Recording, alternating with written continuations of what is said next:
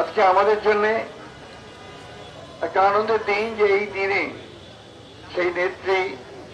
জন্ম নিয়েছিলেন, যিনি বাংলাদেশের ভাগ্যের সঙ্গে জড়িয়ে গিয়েছিলেন এবং বাংলাদেশকে বারবার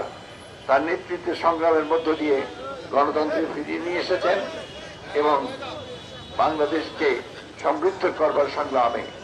অংশগ্রহণ করেছেন, নেতৃত্ব দিয়েছেন। আমি বক্তব্য এতটুকু বাড়াবো না, আমি শুধু এইটুকু বলতে চাই যে আজকে বিএনপি যা একটা যে গণতান্ত্রিক দেশ, গণতান্ত্রিক দল এবং যে দীর্ঘ সংগ্রাম লড়াই করে বিএনপি যে একটা সত্যিকারের একটা রাজনৈতিক দলে পরিণত হয়েছে, তার মূল কারিগর কিন্তু এই দেশের বেগম খালেদা জিয়া।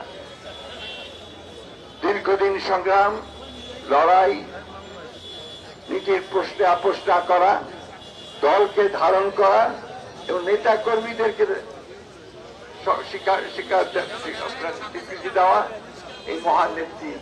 আমাদের মাঝে আজকে নেই, কিন্তু তার কাজ, তার প্রেরণা আমাদেরকে সব সময় অনুপ্রেরণা যোগায়। আমরা আজকের এই দিনে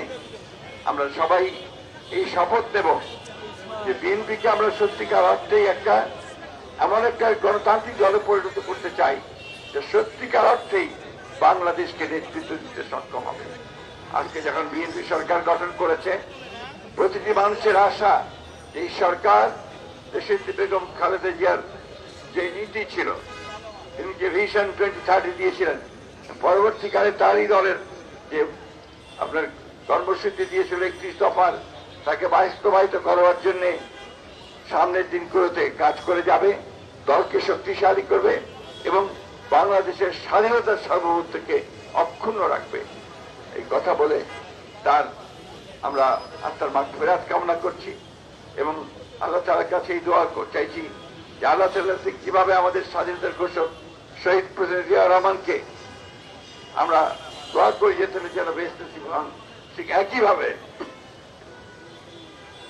দেশনেত্রী বেগম খালেদা জিয়া যেন বেহেশতের সর্বশ্রেষ্ঠ স্থানে তাকে স্থান দেন।